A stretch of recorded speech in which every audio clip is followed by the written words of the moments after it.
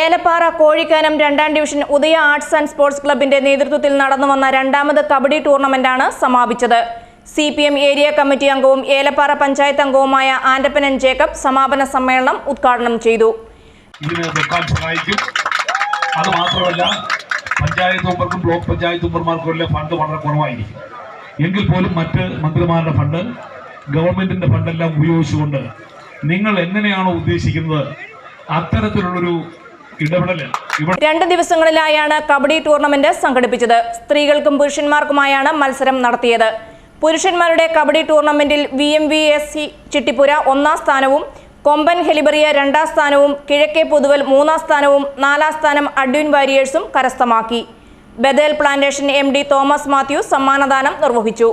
Udaya arts and sports club president Stephen അധ്യക്ഷത വഹിച്ചു.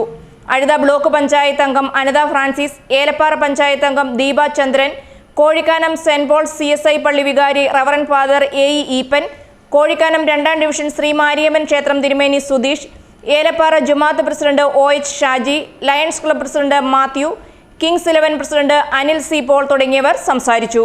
ക്ലബിന്റെ രക്ഷാധികാരി S Mathiyazhakan, president Stephen, vice president Mathew George, secretary Manikandan M, joint secretary Vinoji S, treasurer Aneesh M തുടങ്ങിയവർ നേതൃത്വം നൽകി.